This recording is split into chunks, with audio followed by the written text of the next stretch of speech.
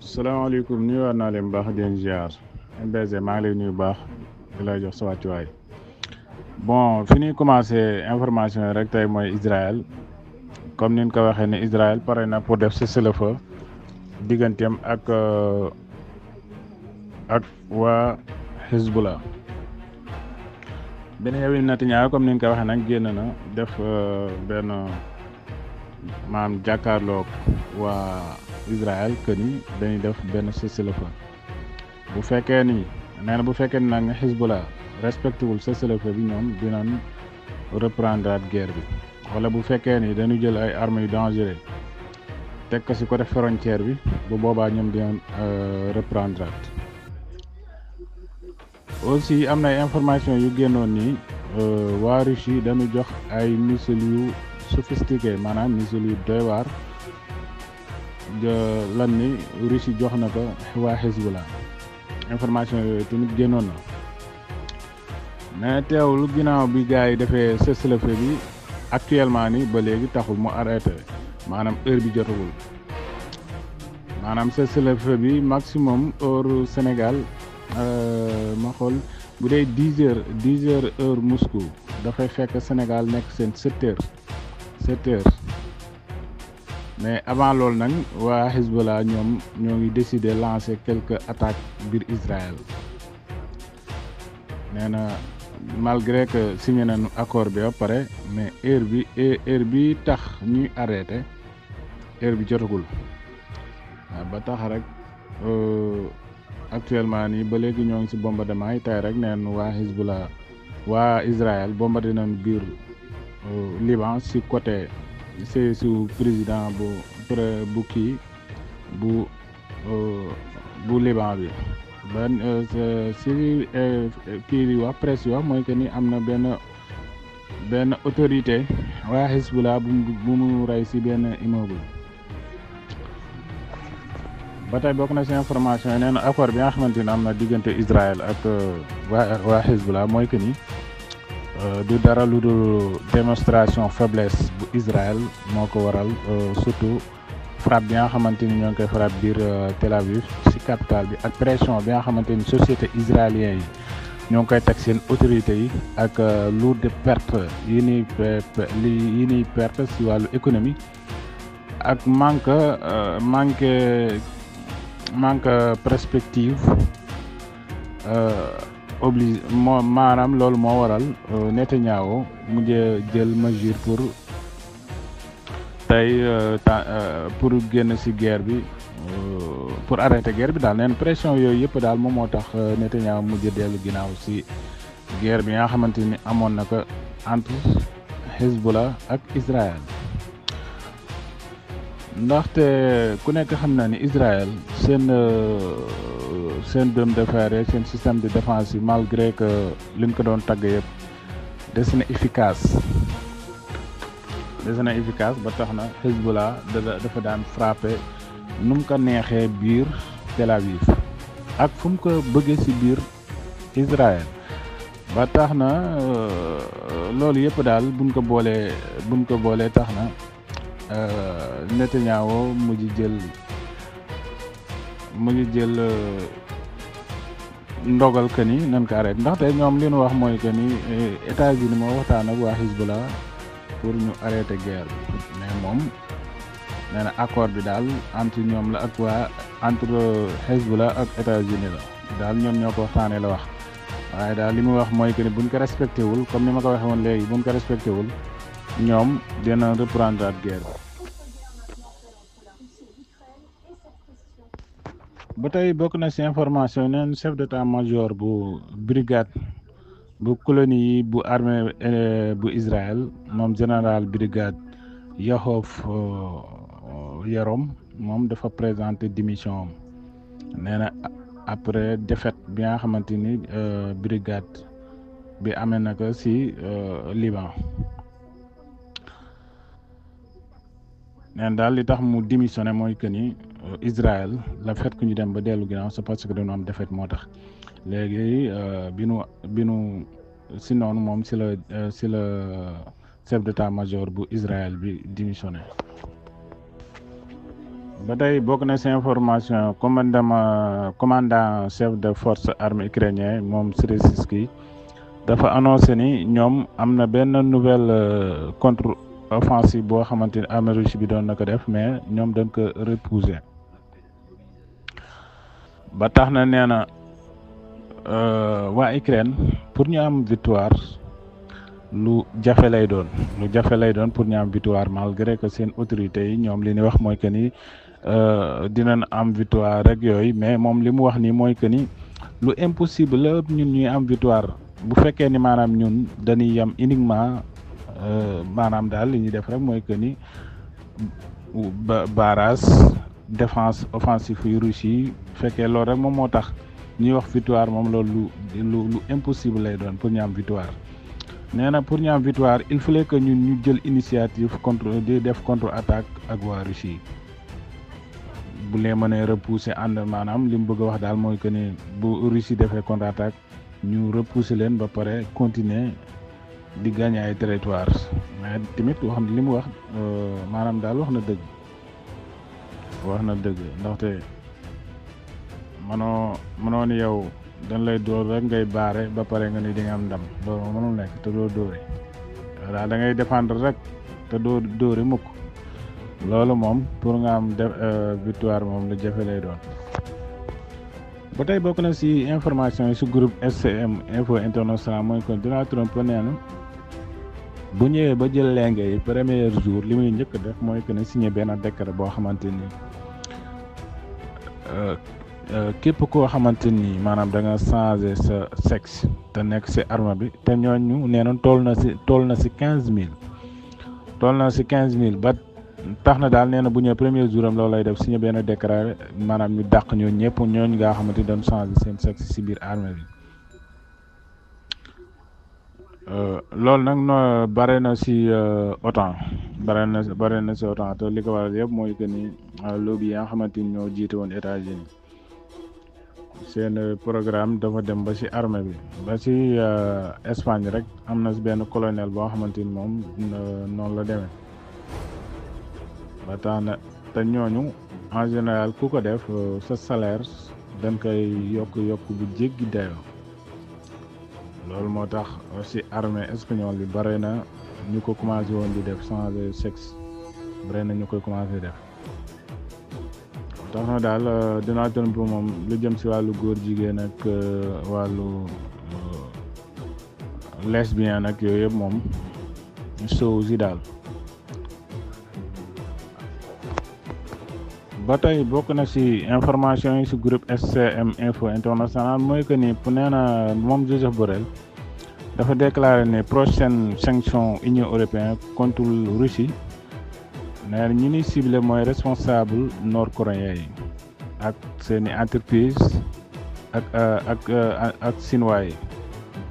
ak indien yi moom la déclaré moom responsable Ukraine nee na daal sanction yii di ñëw ay responsable nord-coréen yi ak ay industrie chinois ak industrie indien moom la wax moom Joseph Borrell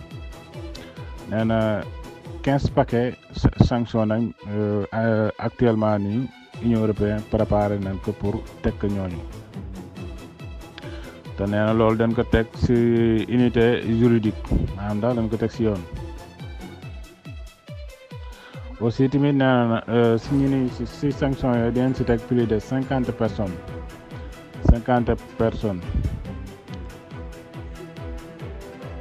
moom tey la ko dégg le 26 la ko déclaré le 26 comme bis ne ko tey la ko déclaré. ba tey bokk na ci information yi porte-parole groupe force Khorstia moom moo déclaré ni actuellement ni ukrainiens yi repoussé na leen ci seen troupe membre repoussé nañu troupe Russie yi nekk Kupiansk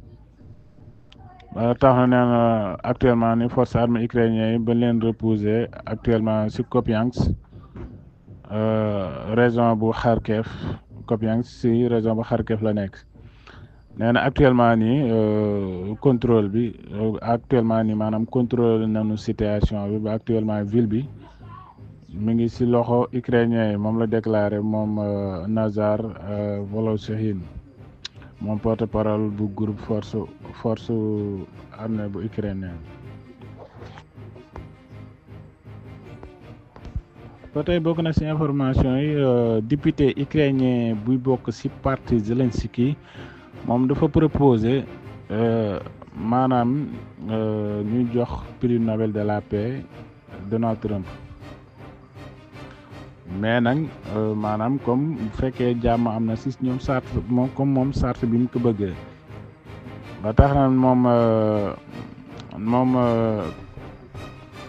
comité moom Alexandre Merzenko autre responsable parti président Vladimir Zelensky dafa proposé candidat président américain Donald Trump ñu jox ko prix Nobel de la paix 2025 ci adresse bi nga xamante ni ñoom adresse nañ ko Nobel ñi yor wàllu kii boobu te nekk Norvège ñoom loolu la ñu koy mais nag moom li mu teg mooy que ni moom Merzenko neen président commission bi yorol affaire parlement bu Ukraine moom dafa déclaré ni Trump bu fekkee ni jeexal na guerre bi ci agression Russie bi nga xamante ni Russie mi ngi koy def ci dimbali Ukraine pour mu mën a am jàmm ju sax bu sax te dàkk te teg ko ci charte Nations Unies ak principe droit international nee na bu boobaa Ukraine maanaam ñoom dinañu déposer daal que ni waa maanaam pour ñu jox prix Nobel de la paix Donald Trump mais charte yi nga xamante ni moom la wax Donald Trump si li mu wax mooy parewul pour def loolu mais moom charte yi daal neen bu fekkee ni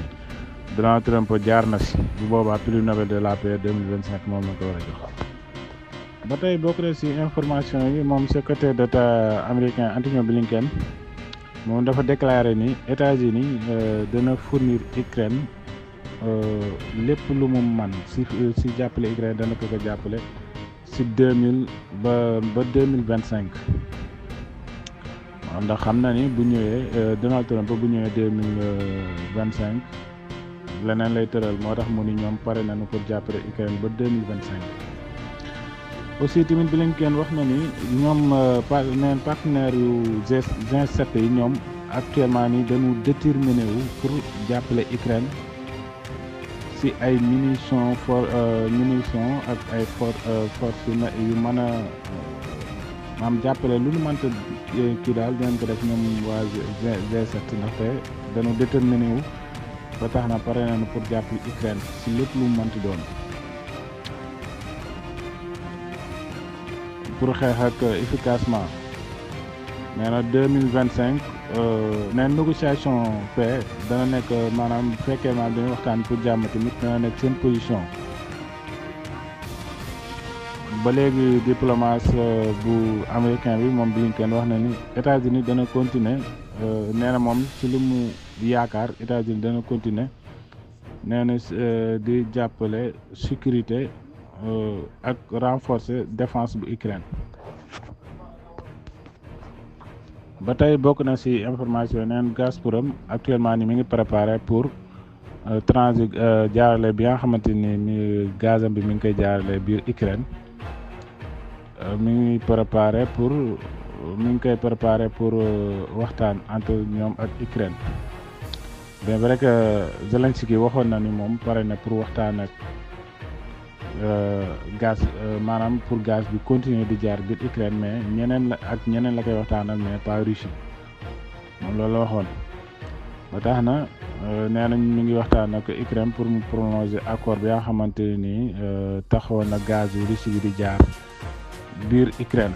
chaque année mi ngi ko doon fay $1 milliard. Kiev nag daf ko bloqué woon bi accord bi jeexee ba tax na neen actuellement nii daal Moscou ñoo ngi volontaire pour négocier éventuellement pour ñu mën a di jox gaz ñi nga xamante ñoo ko soxla comme dëkk yi mel na ay Hongrie ak yeneen dëkk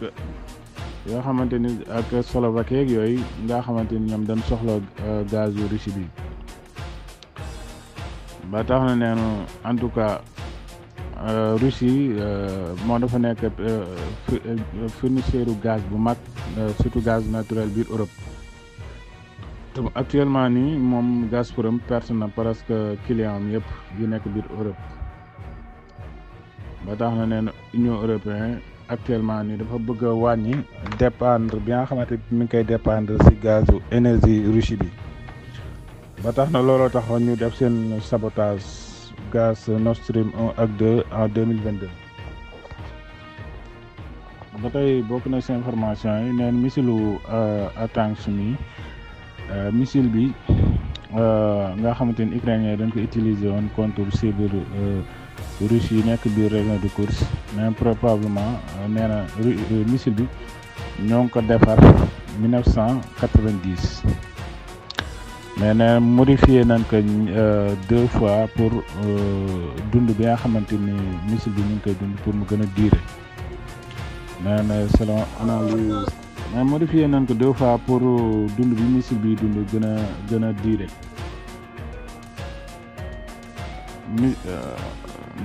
missile boo xamante ñoo ko defar depuis 1990 nga xam ne missile boobu yàgg na loolu moo tax en général États-Unis di créer ay guerre pour seen missile yi mën a jar ndaxte kii fan yële passé rek américains yi comme ni ñuy jox Ukraine lu si bëri dañ ko koy lebal ndax fan yee passé rek am na benn bor boo xamante ni toll woon na si 1,5 milliard de dollars kii waxoon na Joe Biden waxoon na ni mu ngi pare pour baal ko Ukraine ba tax na pour waxal la daal business bi nga xamante américain mi ngi koy def seen si guerre yi am biir adduna bi looloo tax seen loxo di si tax lu bëri ndaxte ñoom surtout parti démocrate yi dafa bëri ñu si bokk ñoo xamante ni dañu yore seen ay industrie munition loolu moo tax en général ñu si bëri di créer guerre ba tax na daal moom message bi nag Sputnik moom moo kii photo bi missile bi nag dañ ko yàq maanaam dañ ko capté ci kaw nekkul missile maanaam explosé wul comme orsinik yu Russie yi ni mu explosé nga xamante ni doo xamee date bi kañ lañ ko defar ak yooyu mais missile bi S-400 yu Russie yi ñoom ñoo ko àjji biñ ko àjjee nag ci la ko gars yi jël nii photo ko di xool quelques appareils si nag si la ñuy jaar pour modifier ko wala rek pour xam nan nag ban système défense moo ko lañu ko war a gën a mën a defare mu gën a efficace yooyu yëpp si yii nii si lañ koy xamee mais par rapport ak missile bu dal moom dafay tas ay xottal rek nga fay gis mais missile bi boo gisee nii nga xam ne missile bi dañ ko damm am na benn photo boo xamante ni ñaari damit yëpp da nga koy gis ba tey bokk na ci information yi ñoom fédération Russie dañu wax ni bu fekkee ni guerre bi ni mu demee maanaam dafa gën a yokk bu fekkee ni fédération bu Russie dina répondre Londres immédiatement mu gën a gaaw bu fekkee ni Londres dafa gën a graval situation yi nga xamante ni moom la nekk ndaxte neenu Londres avant muy jox autorisation Ukraine jox na ko plus de 150 missiles Extrem Shadow looloo tax ministre bi yor wàllu affaires étrangères bu Russie bi nii bu fekkee ni maanaam guerre bi dafa gën a garaaw situation dafa dana gën a yéeme daal bu boobaa dinañ répondre Londres nu mu gën a gaaw ba tey bokk na ci information yi neen ancien directeur banque bi gën a rëy ci àdduna bi te mu nekk Chine ñun moom Li Liang moom dañ ko condamné à mort dañ ko condamné maanaam dañ ko tëj giiru dundam ndax liñ koy toppe mooy que ni corruption lañ ko topp ci dernier mois ak ak yeneen nombre cadre supérieur yu banque yi nekkoon ci banque bi. neen enquête bi Chine mi ngi ko mené depuis mois de octobre ba tax na ancien vice président bu banque populaire bu Chine moo tamit dañ ko tëj di giiru dundam. ba tey bokk na ci information yi neenu moom Washington Post dafa déclaré ne Zelensky mi ngi xool moyens yoo xamante ni dañ ci convaincre Donald Trump pour mu continuer di jàppale